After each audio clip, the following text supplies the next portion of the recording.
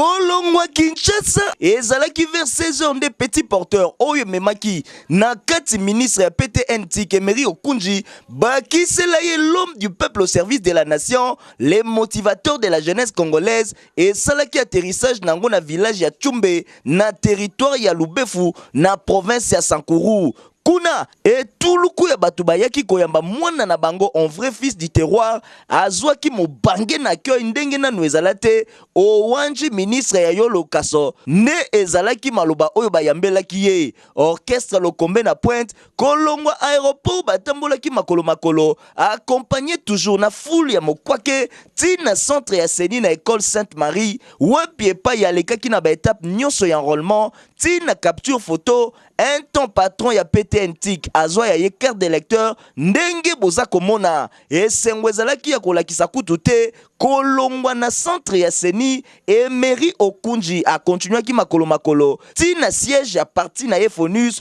wapi epai mobange na communication à travers meeting en plein air et salemaki l'homme du peuple au service de la nation Emery Okunji a remercié ki chef de l'état Joseph Kabila Kabange pe premier ministre chef ya gouvernement pour na choix basala qui est pas naïe. Makambo Izaleli Bakonzi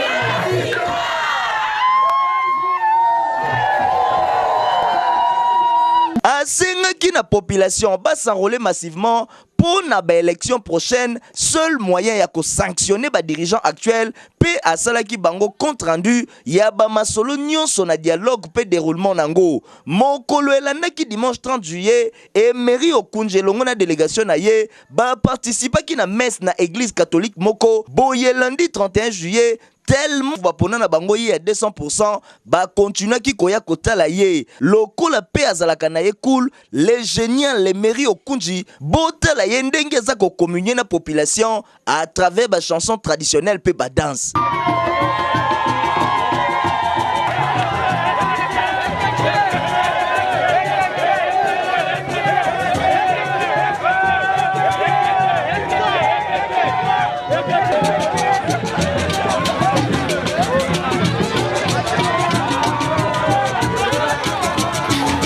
Manango Emery Okunji akendaki kokutana na monseigneur évêque Nicolas Jomo na yeba solola ki makambo ya ndenge na ndenge l'infatigable Emery Okunji akendaki ko visiter université Notre-Dame de Tchumbe inichu na Mokuse sima akendaki lisusu ko sala visite ya centre de formation Emmaüs kolongwa kuna akitaki mbala moko na couvent ya ba sœurs religieuses ba solola ki kitoko na mwana na bango mokolo elandaki le numéro 1 ya PTNTIC le ministre Emery Okunji a participé à na culte ya vœux de sœurs événement ya engagement ya ba sœurs religieuses oyo bazwaka pona mosala na nzambe chaque le 2 août ya nyonso et salemaki na cathédrale Sainte Marie ya Tchumbe pas de repos pona l'homme du peuple boye kolongo na Tchumbe akitaki mbala moko na Wembonyama wapi pa ya profiter ko sala inspection ya état nzela oyo ezalaki malamu te pe na pokwa na ngonde akomaki na Lubefu mabele na ye awe ezalaki nde likambo ya mabele opesi mbwambo aboyi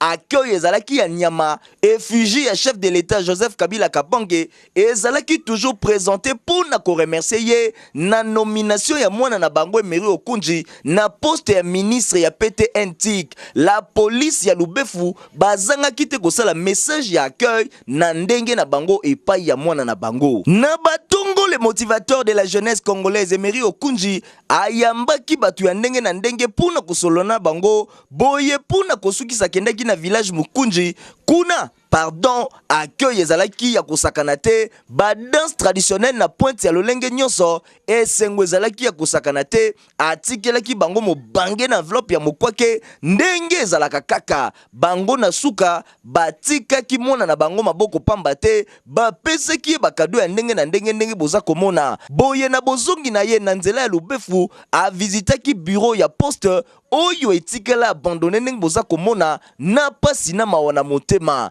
En tout cas visite oyo ministre ya PTNTIC l'homme du peuple au service de la nation a sali en tout cas kotika la gravé à jamais na mitu ya bana ya Tchumbe awa na Lubefu tina Wembonyama boye nde zalaka papa kobase boye awa kosiba ndimiyo nanya koboya lisusu soki aboyi asala mokili na ye.